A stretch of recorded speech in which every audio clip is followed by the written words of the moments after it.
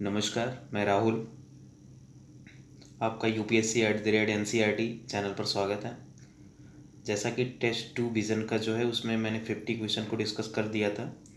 आज 51 से 75 तक करूँगा। तो स्टार्ट करते हैं 51 नंबर क्वेश्चन को।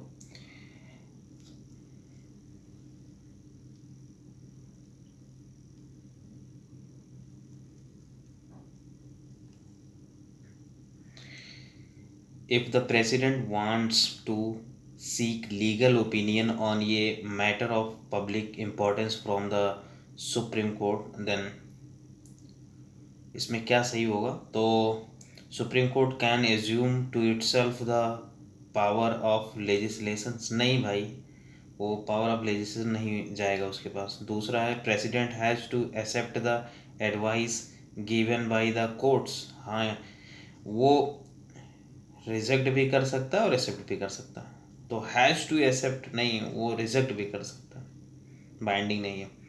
तो ये भी गलत है। फिर तीसरा सी देखते हैं, सुप्रीम कोर्ट्स में refuse to tender its opinion. Yes, supreme court अपना ओपिनियन देने से मना भी कर सकता। तो सी सही है। डी देखते हैं, president has to first get the approval of the parliament for the same. नहीं भाई, ऐसा कुछ नहीं है। जो ये प्रेसिडेंट जो लीगल ओपिनियन मांगता है वो आर्टिकल 143 के तहत लेता है।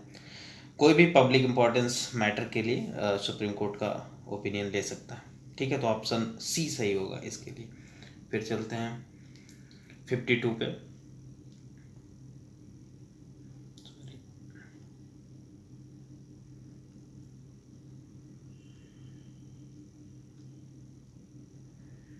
फिफ्टी टू नंबर है, the president exercise executive power through. तो वो काउंसिल ऑफ मिनिस्टर के तहत करता है, by prime minister. Okay, then move next 53।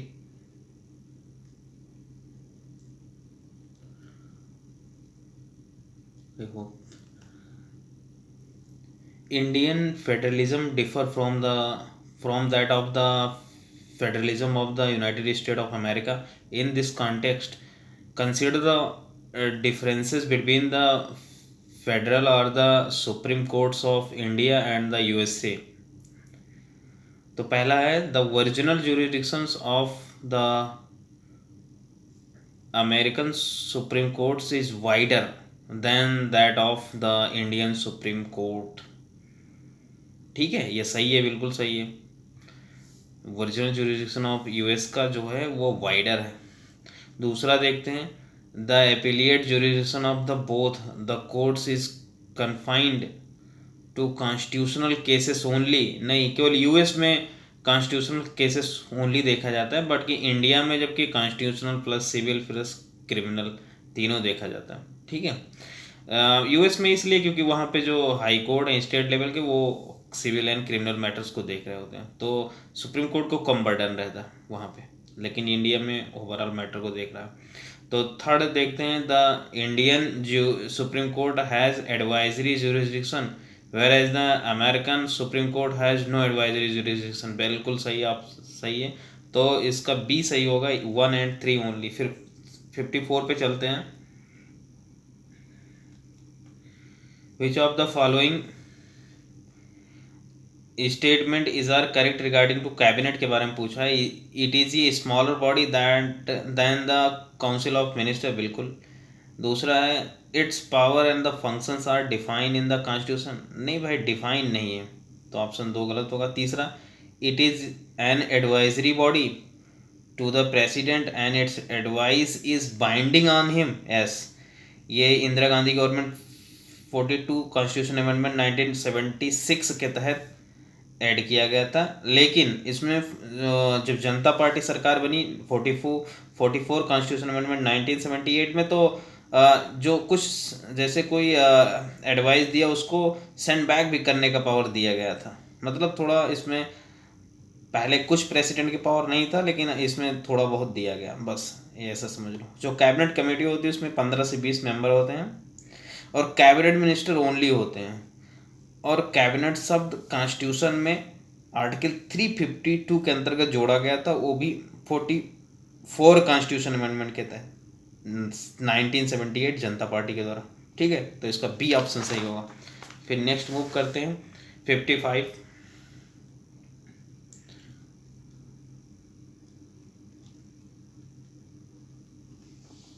55 पे चलते हैं।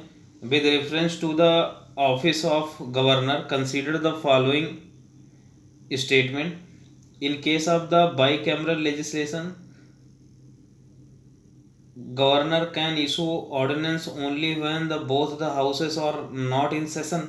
भाई बोथ हाउसेस हो या एक ही हाउसेस सेशन में हो तो भी ऑर्डिनेंस जारी किया जाएगा। ठीक है, तो ऑप्शन 1 गलत होगा। दूसरा, ही enjoyed personal immunity from legal liability for his official act. Yes, हाँ, सिविल प्रोसीडिंग किया जा सकता है लेकिन क्रिमिनल नहीं किया जा सकता। इसके लिए सिविल प्रोसीडिंग के लिए 2 मंथ नोटिस देना होगा लेकिन क्रिमिनल नहीं होगा, तो बी सही होगा। फिर चलते हैं 56 पे। In which of the following cases does membership to parliament incur the disqualification under the 10th schedule? Disqualification 10th schedule के अंतर्गत कौन कौन से केसेस आएगा तो होगा, ये पूछा है। तो if any independent members join any political party before the expiry of the 6 month. नहीं भाई, इंडिपेंडेंट मेंबर कोई भी हो अगर वो पॉलिटिकल पार्टी ज्वाइन करता है तो वो डिस्क्वालीफाई माना जाएगा, तो ऑप्शन 1 गलत है। दूसरा, if any nominated members join any political party before the expiry of the 6 month. हाँ बिल्कुल, 6 महीने के पहले कोई नॉमिनेट मेंबर पार्टी चुन सकता है, मतलब जा सकता है, तो ऑप्शन 2 नहीं होगा, मतलब सही है, और डिस्क्वालिफिकेशन नहीं होगा। तो तीसरा है, if the voluntarily give up the membership of the political party to the which is belonged.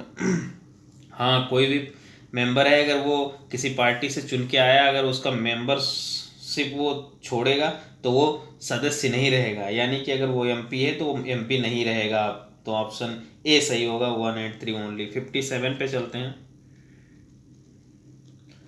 With reference to cooperative societies के बारे में पूछ रहा है। Consider the following statements. पहला है, elections to be a cooperative society are conducted by the state election commission. नहीं भाई, स्टेट लेजिस्लेशन के द्वारा कराया जाएगा। ठीक है, और दूसरा है, मतलब वो कानून बनाएगा उसके द्वारा ही कराया जाएगा। दूसरा है, number of the directors of a cooperative society shall not exceeded 21। Yes, 21 member ही होते हैं। तीसरा, cooperative board shall have the at least the 2 women representatives. Yes, तो ऑप्शन बी सही होगा, 2 and 3 ओनली। नेक्स्ट मूव करते हैं 58 पे। Which of the following is are correct, sorry, is are the discretionary power of the president. President का discretionary power पूछा है, तो पहला है, exercise of the suspensive veto power. हाँ बिल्कुल, इसमें होता है कि प्रेसिडेंट अपहोल्ड कर सकता है किसी भी बिल को, अथवा रिफ्यूज कर सकता है एसेंट देने को, लेकिन ये मनी बिल नहीं होना चाहिए। ठीक है, तो ऑप्शन ये सही है। दूसरा, appointment of the prime minister when the no political party has majority in the Lok Sabha. Yes, ये भी सही है। तीसरा, appointment of the governor in the states. नहीं भाई, ये कैब काउंसिल ऑफ मिनिस्टर के एडवाइस पर ही होता है। ठीक है, तो बी सही होगा। ऑप्शन क्वेश्चन 59 पे चलते हैं। Consider the following statements regarding the territorial extent of central and the state legislation in India। ठीक है, टेरिटोरियल एक्सटेंट पूछ रहा है सेंट्रल एंड द स्टेट का legislation in India. The territorial jurisdictions of the parliament is absolute in nature for whole or the any part of the territory of India. Absolute नहीं है भाई parliament का, क्योंकि state legislation को कुछ subject दिए गए ना। और दूसरा है, the laws enacted by state legislature can not be applicable outside the state. नहीं भाई, अप्लीकेबल है, अदर स्टेट के पे भी लागू हो सकते हैं। ठीक है, तो डी इसका होगा। फिर चलते हैं 60 नंबर पे। 60 है, सुप्रीम कोर्ट इज ये court of record. It implies that the judgement of the supreme court are recorded for the perpetual memory. Yes, कोई भी जजमेंट अगर सुप्रीम कोर्ट देता है तो उसको high court and the lower court उसको एक रिकॉर्ड के रूप में यूज़ करते हैं, मतलब उसी के अनुसार देख के कोई भी जजमेंट देते हैं, इसे कहा जाता है कोर्ट ऑफ रिकॉर्ड। दूसरा चलते हैं, the supreme court has the power to punish for the contempt of court, yes, तो सी ऑप्शन सही होगा इसका। फिर 61 पे चलते हैं, 11th शेड्यूल के बारे में पूछा है। 61, the 11th schedule of the constitution place which of the following under the purview of the panchayat, panchayat से रिलेटेड है ये। इसमें कौन कौन सा चीज़ जो है पूछा है, परव्यू ऑफ पंचायत, तो पंचायत के अंतर्गत कौन कौन आता है, सीधा सही पूछा है। एग्रीकल्चर आता है, yes. Khadi and the village and cotton industries आता है, yes. Slum improvements and the upgradation, नहीं भाई ये 12th में आएगा, जिसमें अर्बन से म्यूनिसपैलिटीज रिलेटेड है वो आएगा। तो और 4th है पब्लिक डिस्ट्रीब्यूशन, पीडीएस है, तो ये पीट बिल्कुल, तो 1 to 4 ऑप्शन सी सही है। फिर नेक्स्ट मूव करते हैं 62 नंबर पे, द एग्जीक्यूटिव ब्रांच पूछा है कि जो एग्जीक्यूटिव ब्रांच है उसमें कौन कौन से हैं, तो उसमें प्रेसिडेंट है, वाइस प्रेसिडेंट हैं, पीएम है, council of minister, attorney general है। इसमें दिया गया है एक ऑप्शन गलत है, ऑल मेंबर्स ऑफ पार्लियामेंट, नहीं भाई, तो 1 to 4 सही होगा, बी ऑप्शन। फिर चलते 63 पे,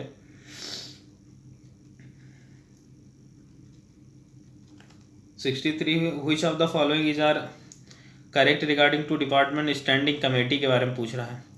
the members of this the committee are elected by proportional representatives, नहीं भाई वो नॉमिनेट किया जाता है स्पीकर के द्वारा, ठीक है। दूसरा है, it considers the demand for the grant of the concern ministers can suggest cut in the budget, नहीं इसके लिए सजेशन नहीं कर सकता कि cut off budget, but advice कर सकता है, ठीक है। इसमें 31 मेंबर होते हैं, 21 होते हैं लोकसभा से, 10 होते हैं राज्यसभा से, ठीक है, तो डी होगा। और फिर 64 पे चलते हैं,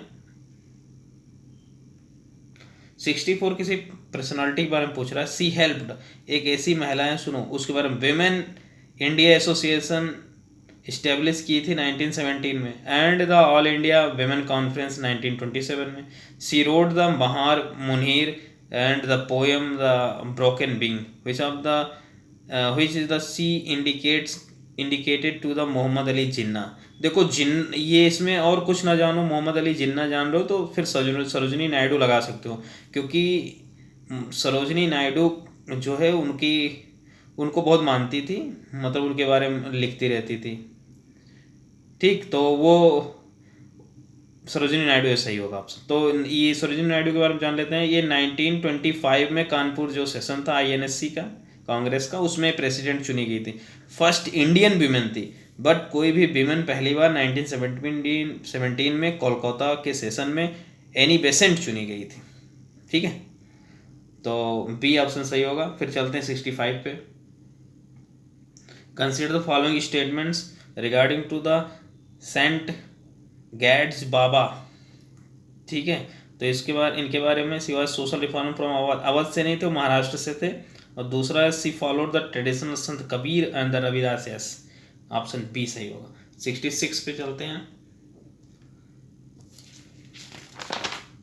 which of the following is are not compulsory provision under the 73rd constitution amendment act 1992। Compulsory provision कौन कौन से नहीं है, बस यही पूछा है।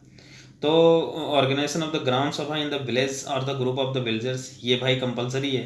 कॉन्स्टिट्यूशंस ऑफ ये स्टेट फाइनेंस कमीशन, ये भी कंपल्सरी है। तीसरा है, giving representation to the members of the parliament in the panchayat, ये कंपल्सरी नहीं, ये वॉलेंट्री है। पूछा है कौन कंपल्सरी नहीं है, यानी कि कौन वॉलेंट्री है, तो ऑप्शन बी 3 ओनली है, ठीक है। देन नेक्स्ट मूव कर रहे हैं,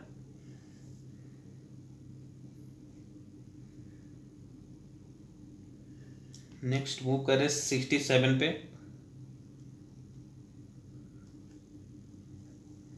which of the following is are possible reason for the appointing the governor rather than the electing him. भाई किसी गवर्नर को अपॉइंट क्यों करते हैं, इलेक्ट क्यों नहीं करते, ऐसा पूछ रहा है। तो to prevent the frictions between the governor the chief minister, yes, अगर दोनों लोग इलेक्टेड होंगे तो फ्रिक्शन बढ़ जाएगा स्टेट में। दूसरा, to reduce the election expenses involve in the election process, yes, money ज़्यादा खर्च होगा। It would discourage the separatist tendencies in the states, yes, अगर वो सेंटर के रिप्रेजेंटेटिव्स नहीं रहेंगे, एजेंट के तौर पे नहीं काम करेंगे, तो नुकसान ये है कि वो सेपरेटिस्ट टेंडेंसी डेवलप हो जाएगी। ठीक है, तो ऑप्शन डी सही है। फिर 68 पे चलते हैं।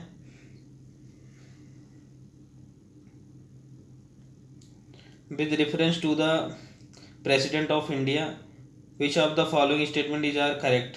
पहला है the president must act regarding to aid and advise of the council of ministers, yes, article 74(1) के तहत। ठीक है, दूसरा है when the council of minister resign the president act regarding to his own discretions. नहीं भाई, जब काउंसिल ऑफ मिनिस्टर रिजाइन करके तो फिर तुरंत केयर टेकर गवर्नमेंट बनाया जाता है, उसके अनुसार प्रेसिडेंट काम करेगा। तो ऑप्शन ये सही होगा। फिर 69 पे चलते हैं। Who among the following can vote in the elections of the president, बहुत इजी क्वेश्चन है। Elected and the nominated member, भाई नॉमिनेटेड होगा कहीं भी काट दो तो एक नहीं होगा। और दूसरा पूछ रहा है इलेक्टेड मेंबर ऑफ राज्यसभा, बिल्कुल होगा। Elected member of the UTs, yes होगा। Elected members of the legislative council, council के लोग वोट नहीं डालते, तो सी बी सही होगा, 2 and 3 ओनली। 70 पे चलते हैं। सॉरी,